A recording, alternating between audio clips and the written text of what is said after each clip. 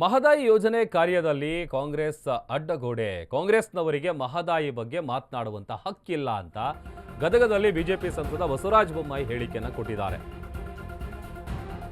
ಮಹದಾಯಿ ಯೋಜನೆಯ ವಿಚಾರಕ್ಕೆ ಸಂಬಂಧಪಟ್ಟಂತೆ ಕಾಂಗ್ರೆಸ್ನವರಿಗೆ ಮಾತನಾಡುವಂತ ಹಕ್ಕಿಲ್ಲ.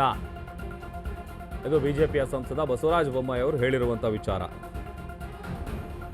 ಬಿಜೆಪಿಯಿಂದ ಮಹದಾಯಿಗೆ ಬೆಂಬಲ ಸಿಕ್ಕಿಲ್ಲ ಅಂತಾರೆ, ಆದರೆ ಅವರಿಗೆ ಇದ್ರ ಬಗ್ಗೆ ಮಾತಾಡುವಂತ ನೈತಿಕ ಹಕ್ಕಿಲ್ಲ. ಈ ವಿಚಾರದಲ್ಲಿ ಪ್ರಗತಿ ಆಗಿದ್ರೆ ಅದು ಕೇವಲ ಬಿಜೆಪಿಯಿಂದ ಮಾತ್ರ.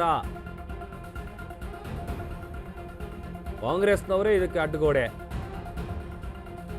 ಯಾವ ನೈತಿಕತೆ ಇದೆ ಅವರಿಗೆ ಇದ್ರ ಬಗ್ಗೆ ಮಾತಾಡೋದಕ್ಕೆ? ಸಂಸದ ಬಸವರಾಜ ಬೊಮ್ಮಾಯಿ ಅವರು ಈ ವಿಚಾರವನ್ನು ಹೇಳಿದ್ದಾರೆ. ಬಿಜೆಪಿಯಿಂದ ಮಹದಾಯಿಗೆ ಯಾವುದೇ ರೀತಿಯಾದಂಥ ಬೆಂಬಲ ಸಿಕ್ಕಿಲ್ಲ ಅಂತ ಕಾಂಗ್ರೆಸ್ಸಿಗರು ಹೇಳ್ತಾರೆ. ಆದರೆ ಇವತ್ತೇನಾದರೂ ಅದರಲ್ಲಿ ಪ್ರಗತಿ ಆಗಿದೆ ಅಂತಂದರೆ ಅದು ಕೇವಲ ಬಿಜೆಪಿಯಿಂದ ಮಾತ್ರ ಅಂತ ಬೊಮ್ಮಾಯಿ ಹೇಳಿಕೆಯನ್ನು ಕೊಟ್ಟಿದ್ದಾರೆ. ಮೊದಲು ಮಾಡಿದ್ದಾರೆ. ಏನಾದ್ರೂ ಒಂದು ಮಹದಾಯದಲ್ಲಿ ಏನಾದ್ರೂ ಅದರಲ್ಲಿ ಪ್ರಗತಿ ಮಾಡಿದ್ರೆ ಅದು ಬಿಜೆಪಿ ಸರ್ಕಾರ. ಟ್ರಿಬ್ಯುನಲ್ ಮಾಡಿದ್ರಿ ಇವರು 4 ವರ್ಷ ಟ್ರಿಬ್ಯುನಲ್ಗೆ ಆಫೀಸ್ ಕೊಡಲಿಲ್ಲ. ನಮ್ಮ ಸರ್ಕಾರ ಬಂದ ಮೇಲೆ ಅದಕ್ಕೆ ಆಫೀಸ್ ಕೊಡ್ತು.